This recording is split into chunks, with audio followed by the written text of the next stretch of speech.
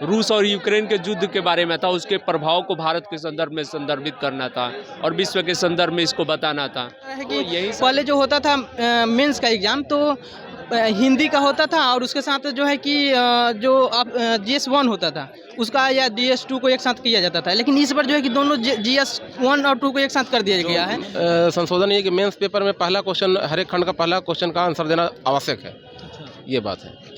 दोस्तों नमस्कार, बहुत स्वागत है आपका चौकस भारत में। 67वीं BPSC प्रारंभिक परीक्षा आउट होने के बाद जो पेपर आउट हुआ था उसके बाद काफ़ी विवाद हुए, इसके लिए काफ़ी हंगामा हुआ और फिर से ये परीक्षा ली गई।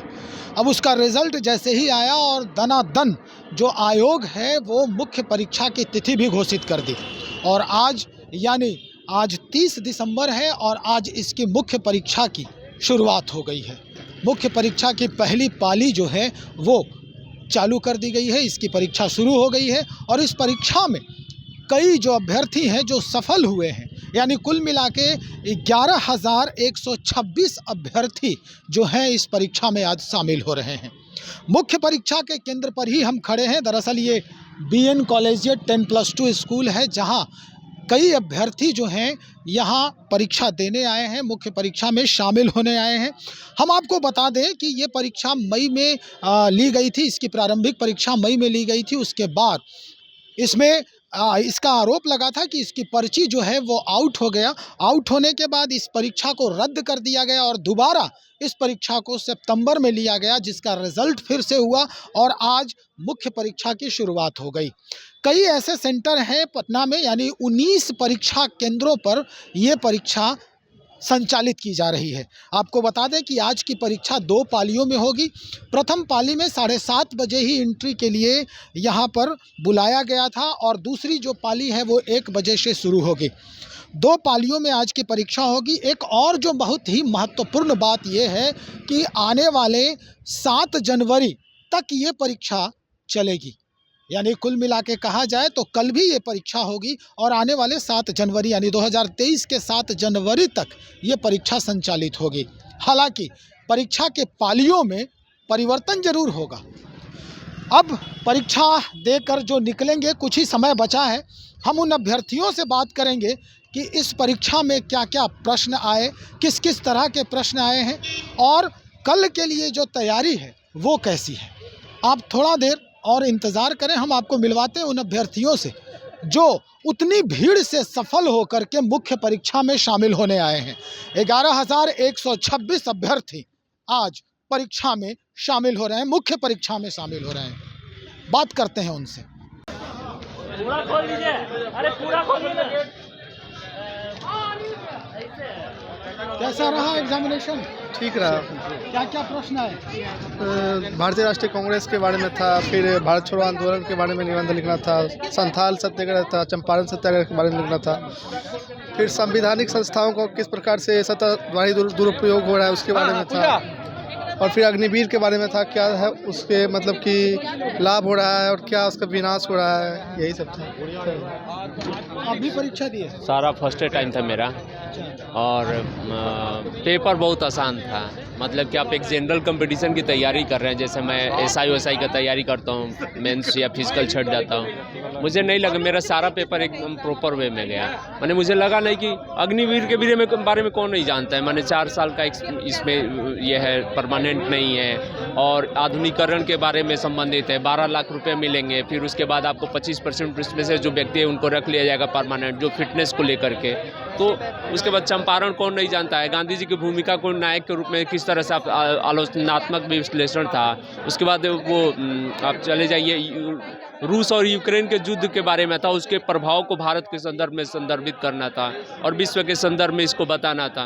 तो यही सारे चीज़ थे और भी स्टैट से थे जो वो आसान पेपर थे। स्टैटिक्स से संबंधित जो पेपर थे वो भी आसान थे और मुझे याद आ रहा है तो ये चीज़ था और यूक्रेन वाला मैं आपको बता ही दिया बस। काफ़ी अच्छा, क्या लग रहा है ये परीक्षा जो है पहले धांधली की भेंट चढ़ी थी, प्रारंभिक परीक्षा जिसमें पेपर आउट हुए थे, इस तरह का जो चीज़ देखिए आप जो बोलते हैं ना लोग कि मतलब कि धांधली हर समय धांधली नहीं होता है सर। इस समय में हम बता रहे हैं कि मैं एक सिंपल सा दरोगा का तैयारी करने वाला लड़का हूँ। अगर मुझे उधर जब मिल जाती तो मैं 114 कट ऑफ नहीं मारता। मेरा जनरल है 114 कट ऑफ हमने मारा है। जिस दिन दे करके आए उसी दिन बता दिए भैया से कि मेरा आ रहा है। तो अब लेवल बढ़ रहा है सर। वनडे टाइप के लड़के हैं, गुस्से में रहते हैं कि अरे यार चल मार दिया जाए, बीपीएससी इधर मूव नहीं कर। हम लोग रेलवे के लड़के हैं, एसएससी के लड़के हैं।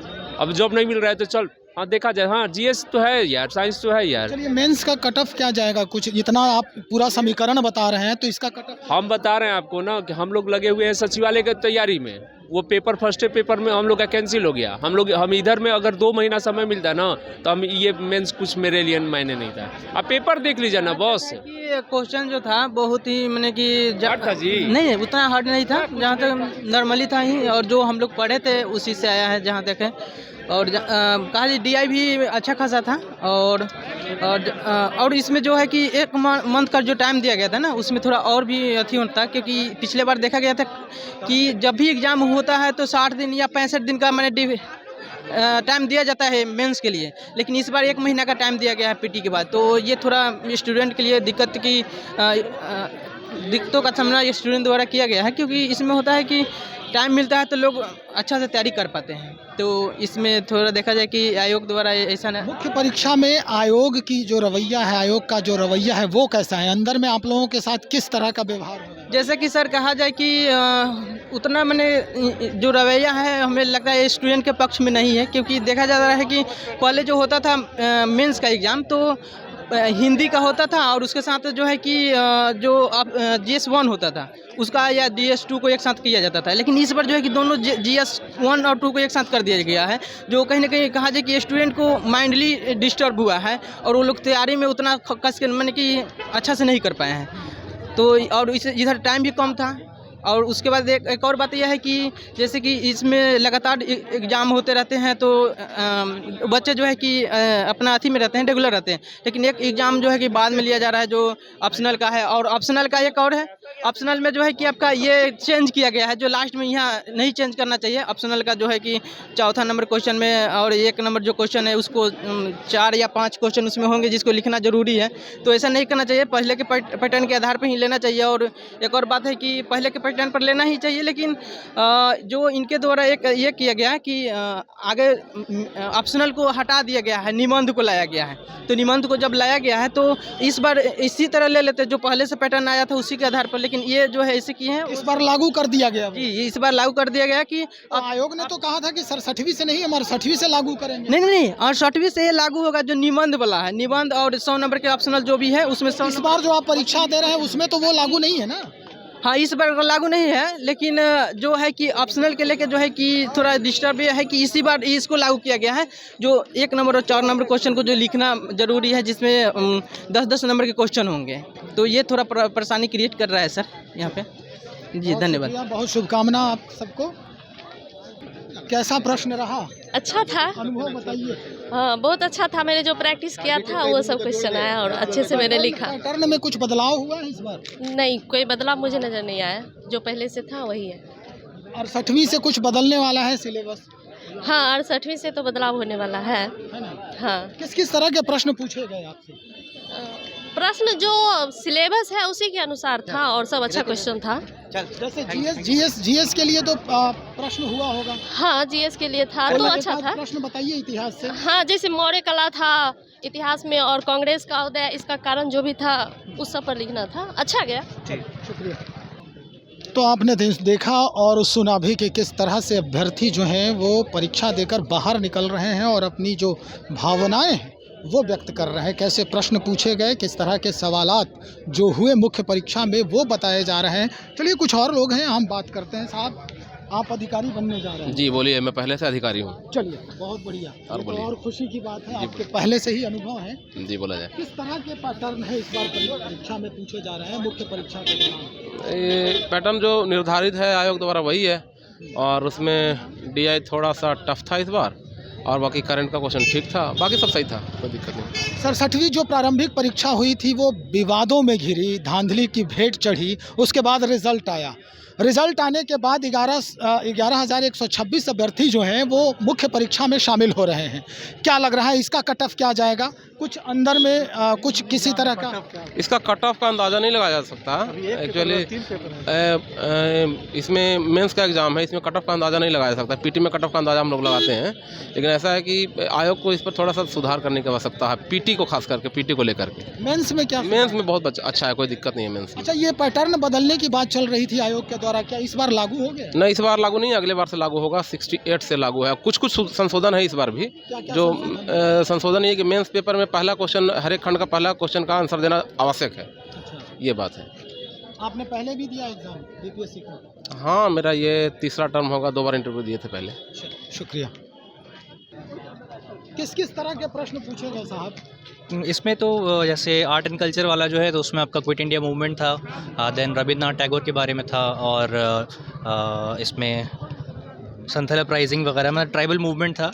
एक आपका मौर्य आर्ट के ऊपर था, नेशनल कांग्रेस जो है उसका फॉर्मेशन के बारे में था, ये सब था इसमें। बाकी करंट अफेयर्स में से ज़्यादा टफ नहीं था क्वेश्चन। अग्निपथ स्कीम के बारे में था, क्वाड जो है उसके बारे में था, और देन यूक्रेन रशिया के ऊपर था, जो ज़्यादा मतलब कॉमन है। और बाकी डीआई का था, तो डीआई में भी क्वेश्चंस वगैरह, हाँ डीआई में थोड़ा सा लाइक नॉर्मल से थोड़ा ऊपर थे क्वेश्चन, टफ कह सकते हैं उसको। क्या लेवल क्या है उसका? लेवल वैसे ठीक है, ओवरऑल सही है, ओवरऑल क्वेश्चन सही है, किया जा सकता है, मतलब अच्छा स्कोर आ सकता है।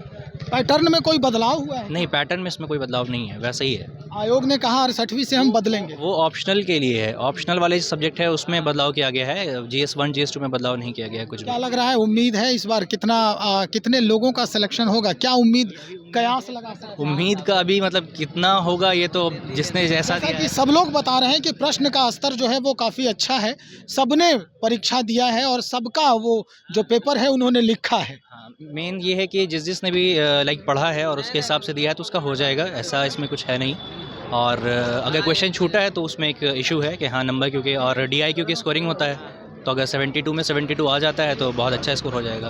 कितने दिनों तक लगातार परीक्षा है आप सबकी?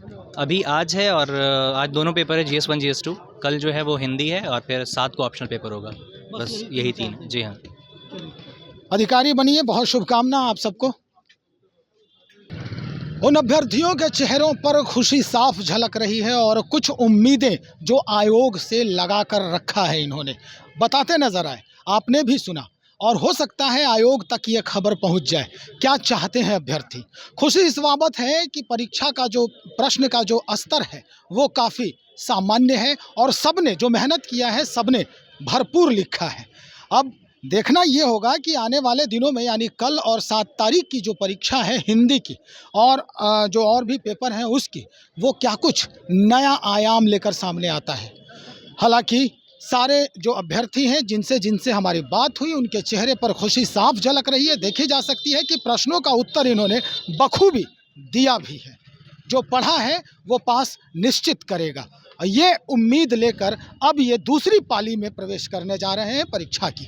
चलिए, हम और भी खबरों को इससे संबंधित, जो 67वीं BPSC का जो मुख्य परीक्षा शुरू हो गया है, हम इसके बाबत आपको बहुत सारी जानकारी देते रहेंगे। आप बने रहें हमारे